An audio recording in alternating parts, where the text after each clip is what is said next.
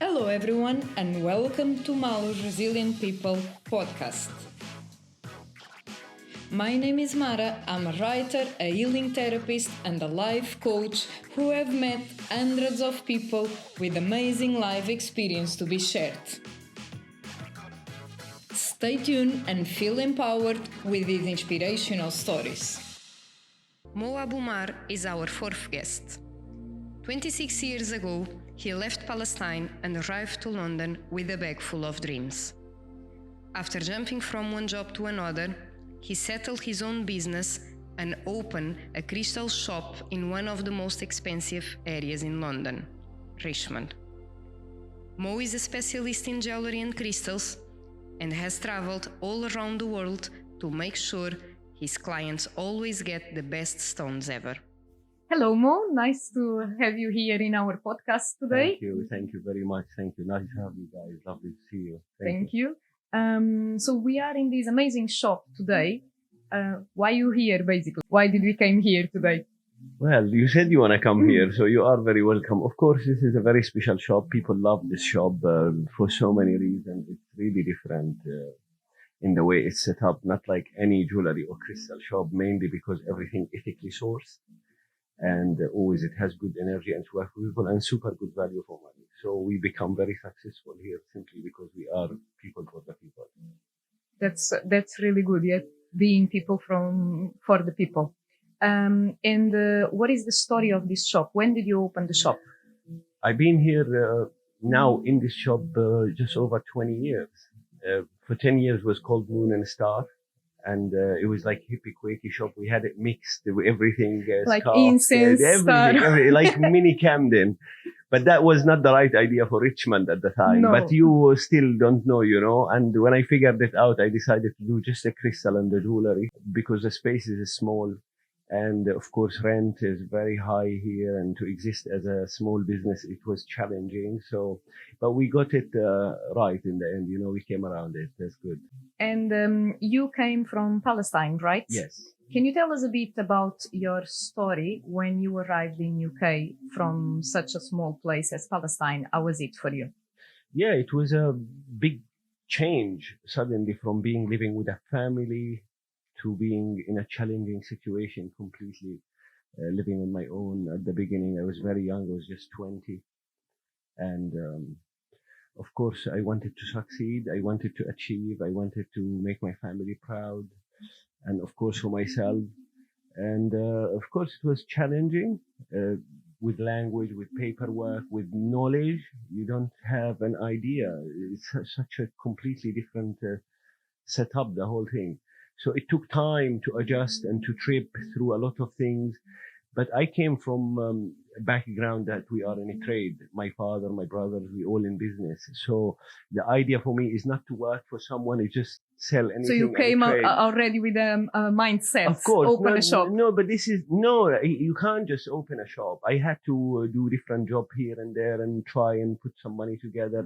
But initially I started doing market in a marketplace, a very cheap rent on a Sunday, Greenwich Market, very famous place. I love it. And I started doing different market, Kensington Market, Camden Market, all the markets in London. I did set up with them. And I kept, tripping along, going in different things, selling different things. Then I started getting ceramic and pottery from Palestine and handmade olive wood and hand-painted glass. I wanted to promote Palestinian product. So I had a small business called The Craft from the Holy Land. It wasn't very successful, but it had a lot of appealing and it was very special because I was from Palestine, so I was passionately talking about my product all the time. But you keep learning and you keep going through different things, the currency, the exchange, the shipping, the taxes, all this. But like I said to you, eventually you accumulate a lot of experience to make you do any business anytime. So I always wanted to have a nice jewelry shop and I manifested it. So even once when I was very young and walking in Richmond with friends, I wish if I had a shop here, and 4 years later. You send a message to the universe. I think so, yeah, and it worked. Like 4 years later, I ended up finding this shop ready for rent after it was a jewelry shop for 36 years. The Irish lady here, she was very old and she passed away. God bless her. And I knew her son, so I rented the shop from him. And ever since I've been here. And why crystals?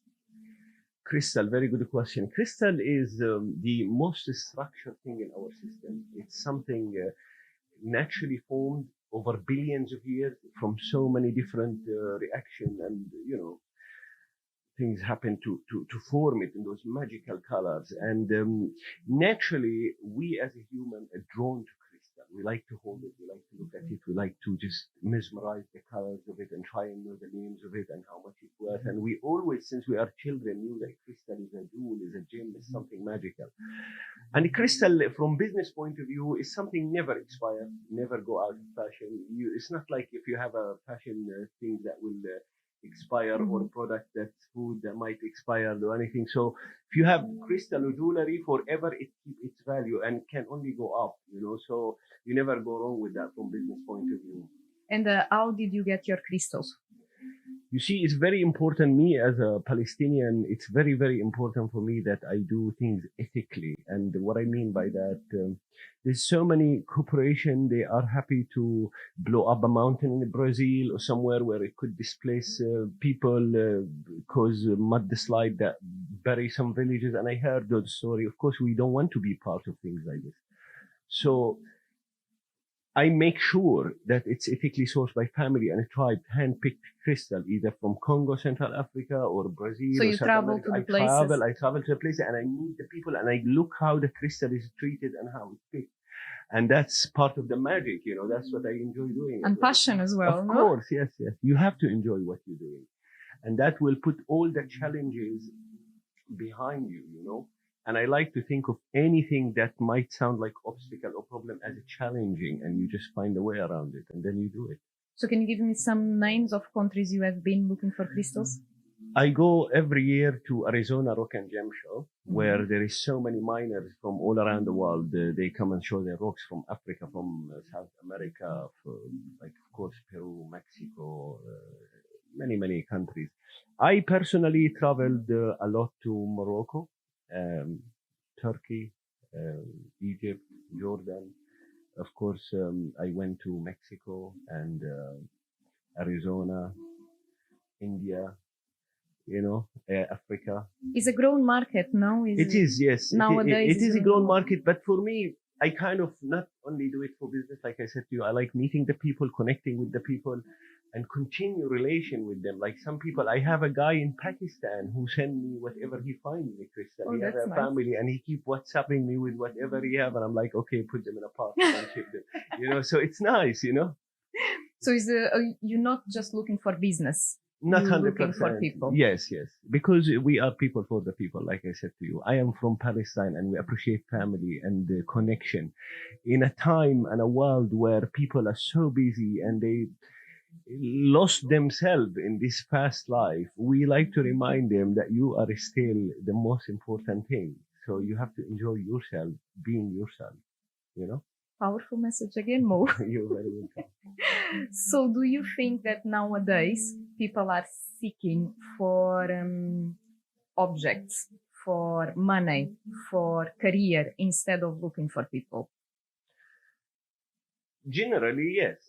They are doing this because they become constitutionalized to be stressed and having to do so many things that 100 years ago people didn't have to do. So things are changing to a fast life with the internet and and everybody want to adapt. So some people, young people, don't want to spend as much time with their family as much as they spend it on the internet and trying to do their own thing, and I like to still live in my classical world where people are still, and I find this in my life. In my travel, I tend to bump into people who is very welcoming, like in Palestine, and I still even do it here. If I get an old man with some jewelry that he had from his past shop and he closed down, where nobody willing to talk to this guy in the UK or even look at what he has, because every shop has management and head office and things like that. I would welcome him and make him coffee, and I look what he have, and I will do my best for myself to buy anything from him just to make him happy, because it's all good energy, And somebody will come and buy his stuff, For sure. Guarantee, for sure. yes. Because you're a good seller as well. Of course. So which kind of clients do you have in your shop? to be very honest with you, it's everybody. We get the grandmother, we get so many children. Today is Sunday. Watch, we have a lot of kids. As little as 3 years old, they come with their parents to select little crystal from as little as £1, and that's good. For me, I don't want to sell just expensive pieces or high value pieces. No, let everybody have it. Even if they don't have money, they can have it for free. Just be happy, you know? It's very important because in the end of the day, like I said to you, it's the energy, what we are part of. We are all part of energy, and people need to synchronize themselves with this. You know? So when people come to your shop, they have an experience. Of course, and they enjoy the shopping experience. If you check my Instagram, Eastern Adornment, you will see a lot of stories of people enjoy the shopping experience and really love it and treasure it because you get the real thing for super good value, as well as it's magical and it lasts for a lifetime. You know? What about the people that come here? Are they coming from each kind of background? Do you have more English? Do you have more Arabics? You see, here in Richmond, we are in such a great place. And this particular lane is historically over 400 years old. So it tends to bring tourists. And the tourists can be Scandinavian, American, Canadian, from all around the world. So it's unpredictable who's going to walk through the door, you know. But generally speaking, I set up a very good client base with the local. So many local people love to come here, especially at Christmas. And I heard the story, like on a Christmas dinner, this guy gave his girlfriend a gift and the father gave the mother a gift, and both gifts came from my shop in a different occasion. So people like the shop here. You know? Yes. That's really good. So Mo, what's your most exciting story in this shop? There's so many exciting stories. There's so many things happen because mine have been over 20 years here. So every day there's something happening. But I remember one of my staff who was looking for to get married, and I said to her, just make a wish. And somebody walked in, and as she noticed, and we start talking to this guy, he was her boyfriend 25 years ago in university, and they catch up, and 3 months later they got married. Not in the shop, right? No, but you know, it's like that was very interesting, and you know, it's many coincidences happen. Once I had a very famous TV presenter, American, talking to me in the shop here, and I was excited. And at the same time, like I'm trying to get my phone to take photo with her, I had Boris Johnson, Zach Goldsmith, everybody in the shop because they were doing an election campaign, and I'm like, what's going on? A lot of media. It happened, but it was like in a split second, everybody disappeared as well. So yeah, there is this kind of. So your shop is famous. It's already famous. Yes, it has been here for forever. It's been a shop and always been.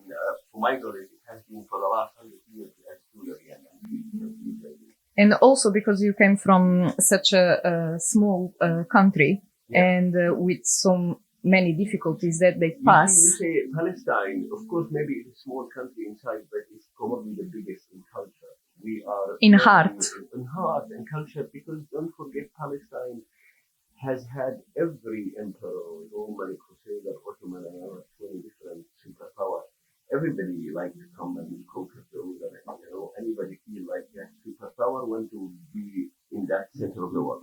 And when you come from that kind of place, you are already naturally fulfilled with a lot of culture and understanding. I was about to ask this. How coming from Palestine to UK, how did you settle here? Because you came from totally different background. At the beginning, of course, you feel homesick because I was young, living with my mom before, used to have cooking and everything.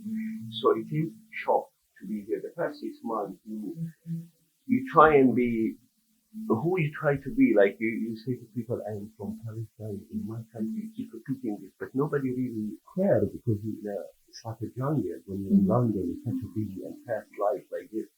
So you need to adapt.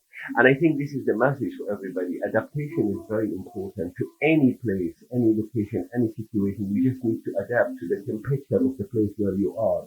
And based on that... It doesn't matter the background. It doesn't matter. But like I said to you, the fact that you have rich culture, it can make you adapt and understand and absorb. We've seen things that I've never seen before here. You know, like when you see the Gothic and the punks and all these kind of people with a lot of tattoo. And for me, it was like... I never seen that. However, just need understanding and open mind. Having an open mind, it's one of the best tools for success: an open mind, understanding, appreciating, good expectation, accepting people how they are, love them how they are, because this is how they are, and because we can be different to the others as well. So accepting, you expect people to accept you as well. So this is a magical circle, and you can live and travel the world with no problem. So we create a lot of expectations where we don't need to. Of course, no. Sometimes, not you need to create. You see, because we can.